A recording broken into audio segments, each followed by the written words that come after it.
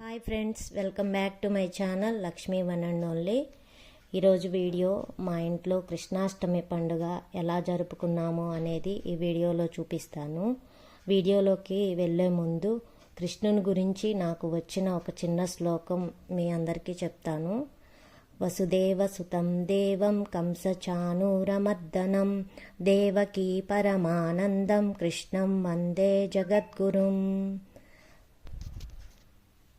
మన ఫాలోవర్స్ అందరికీ కృష్ణాష్టమి శుభాకాంక్షలు. నేను ప్రతి సంవత్సరం లాగానే ఈ సంవత్సరం కూడా ఇలా సింపుల్గానే పూజ అనేది చేసుకున్నానండి.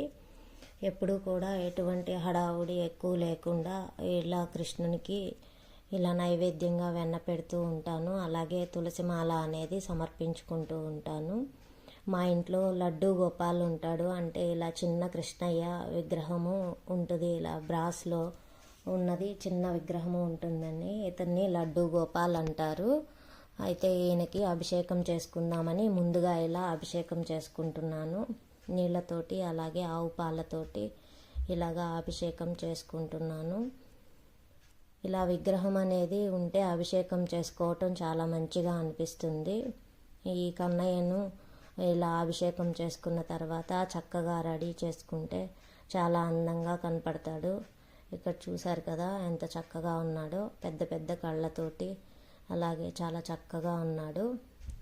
ఇప్పుడు అభిషేకం అయిపోయిందండి. ఇప్పుడు గంధం సమర్పించుకుంటున్నాను. అలాగే కుంకుమ బొట్టు కూడా పెట్టుకుంటున్నాను.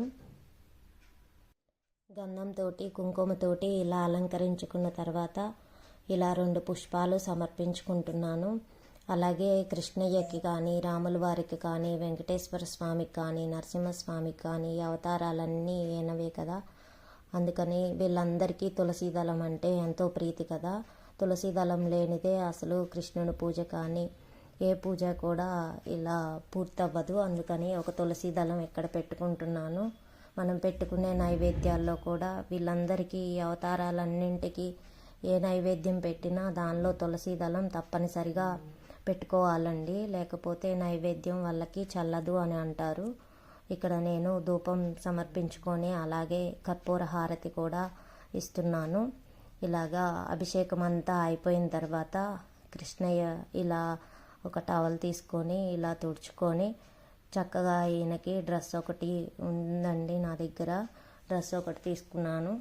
ఆ డ్రెస్ వేసేసి చక్కగా ఈయన్ని అలంకరించుకుంటాను. మీరు మీ ఇంట్లో కృష్ణాష్టమి వేడుకలు ఎలా జరుపుకున్నారో నాకు కామెంట్ బాక్స్లో కామెంట్ చేయండి. మా ఇంట్లో అయితే నేను ప్రతి సంవత్సరము ఇలాగే చేసుకుంటూ ఉంటాను. ఎక్కువ హడావుడి ఏమీ ఉండదండి. సింపుల్గానే ఇలా చేసుకుంటూ ఉంటాను. చూశారు కదా, ఇదేనండి డ్రెస్సు. ఇలా వేసేసుకున్నాను. తర్వాత ఇలా మెడలో ఒక గొలుసు అలాగే పైన నెమలి పింఛం కిరీటము ఇలా పెట్టేసుకున్నాను. చెవులకు వచ్చేసి స్టిక్కర్స్ అనేవి ఉంటాయి కదా, మన స్టోన్ స్టిక్కర్స్ ఉంటాయి కదా, అవి ఆ చెవులకి అలా అంటించాను. ఇప్పుడు పువ్వులతోటి అలాగే తులసి దళంతో ఇలా అలంకరించుకుంటున్నాను. లడ్డూ గోపాలు అలంకారం అయిపోయిందండి. ఇంకా ఈయనకి వెన్న అనేది నివేదిస్తాను. వెన్న అనేది నైవేద్యంగా పెట్టుకుంటాను. చూశారు కదా, ఇలా ఉన్నాడు మా కృష్ణయ్య.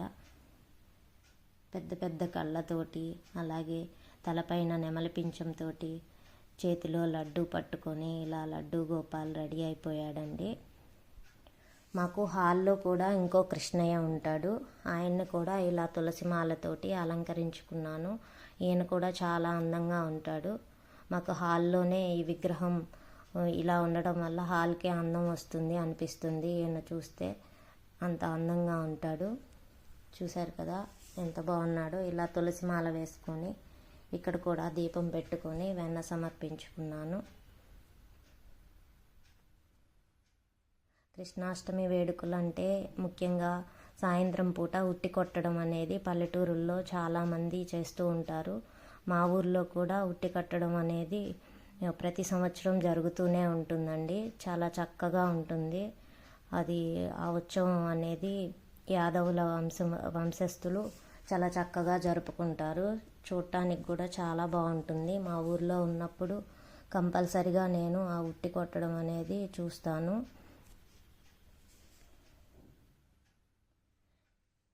మీరు కృష్ణాష్టమి వేడుకలు ఎలా జరుపుకున్నారు అనేది నాకు కామెంట్ బాక్స్లో కామెంట్ చేయండి.